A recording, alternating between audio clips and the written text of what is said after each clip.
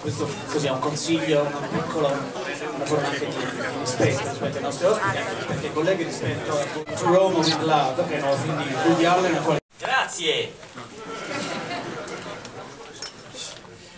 Dunque è una domanda bellissima, io ancora non ho visto il film, ma l'ho letto e l'ho girato perché era molto segreto. Quando il signor Alec mi ha mandato la sceneggiatura è arrivata una bellissima signora che mi ha detto: legga in 10 minuti questa cosa e me la restituisca. Io non le ho dato niente, molto segreto. Non mi ha detto nemmeno chi era il regista, l'ho scoperto il primo giorno delle riprese. Top Woody Allen, è stata una cosa straordinaria.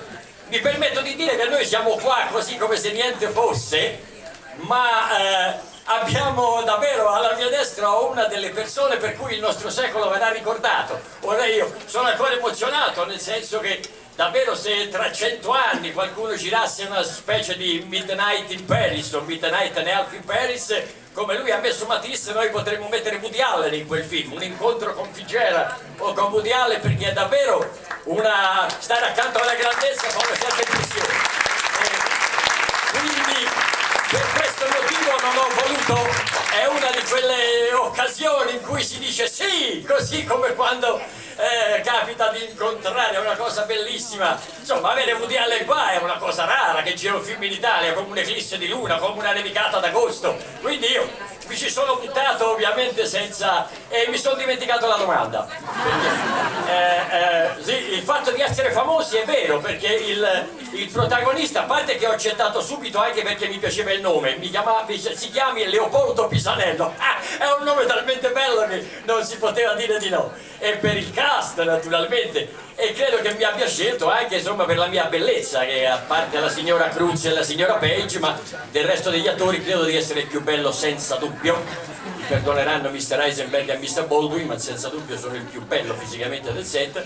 E quindi è vero che è un tema che riguarda tutti, la notorietà, e adesso tutti vogliono essere famosi, insomma, anche con Eisenberg ne sa qualcosa, con Facebook e tutta insomma la rete, e i nostri politici, qualsiasi persona, insomma ognuno vuole essere famoso, il famoso quarto d'ora di notorietà. Ma quello che accade nel film ha la grazia, naturalmente, di quella grazia, davvero lo dico come se la prima volta fosse detto, la grazia che il signor Allen riesce a mettere, quel touch, quel tocco che solo lui possiede, diciamo, di rendere tutto favolistico e reale al tempo stesso. Tant'è vero che alla fine delle riprese accadevano le stesse cose che accadevano nel film, tutti ci seguivano, i paparazzi eccetera. Addirittura alla Garbatella è accaduto che alla fine delle riprese è passata un'ambulanza con la sirena accesa, mi ha visto per strada, ha frenato con la sirena, ha fatto marcia indietro, hanno fatto 2 foto insieme a me e sono risaliti. Ciao Benigni, mortacci tu, andiamo chiamato. E infatti Mr. Allen ha detto Only in Italy, che poteva essere il titolo anche del film, Only in Italy. Grazie, risponderò molto più brevemente alla prossima domanda. Grazie. Grazie Roberto. I grew up on Italian cinema. I've always been an enormous admirer of Italian cinema, and anything that appears in the movie that's redolent of Italian cinema is strictly something that I've absorbed through osmosis over the years, and it comes out, but there's nothing conscious. It's just, you know, it would have been impossible in the years that I grew up to have not been influenced by the Italian movies that came to New York. These are the films that I saw, my friends saw, and they were very impressive, and so naturally when you make films, you tend to make the kinds of films that you've absorbed and have enjoyed as you've developed and as you've grown up. So, you know, that's all that I can say. It's an unconscious influence, but a very, very substantial one.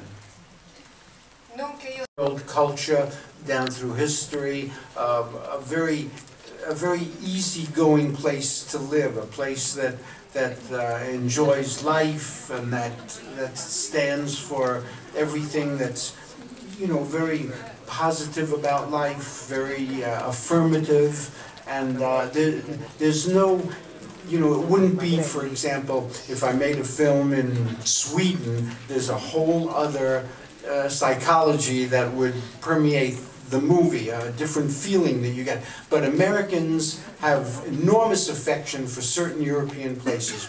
Paris is one, and Italy also is in the hearts and the mythology of Americans. We've learned about it through movies, really mostly through movies, and of course Italian Americans who are very, very, in our country, very, very colorful characters and very, you know, warm and family-oriented and larger-than-life characters. So it's got a very positive image for all Americans, myself included. That Copenhagen is a myth. I don't know how that got started, but it was a complete fabrication. I've never spoken to anyone from Copenhagen. I don't know anyone from Copenhagen. That was never even discussed. It's very easy to make films in cities like Rome and Paris and London, Barcelona. These cities are not that different in their soul than New York City. I don't think I could go and make a picture, you know, in certain places, certain rural places, or, you know, I don't know where, in the desert or something. This would not be my kind of thing. But in the cities that I've worked in, it's very similar.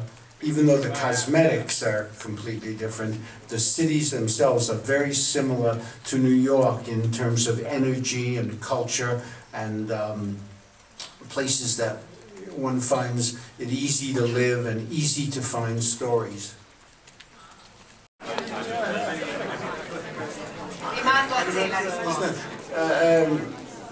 You know, when I come to a place to make a movie, I give you my own impression of it, the things that strike me as dramatic or comic that would be fun to see.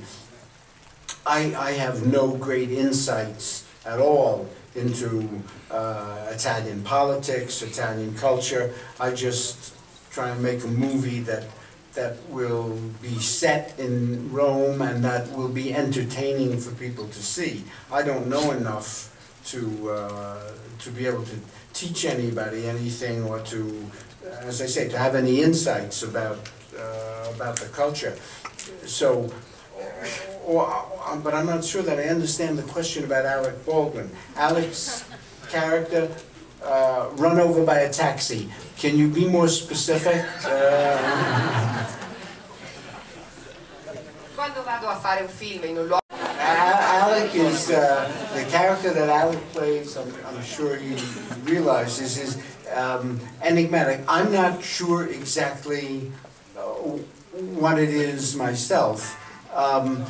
He's not a pseudo-tourist, he's a tourist. He's an actual tourist who comes to Italy and has lived there and goes for a walk to look at some of his old places and then experiences something, and I'm not sure whether he actually experiences it or if it's partially memory or fantasy or Jesse was Alec when he was younger, or Jesse's a young man that reminds him of... I don't really know myself. I just know that at the time that they do it, it feels right to me.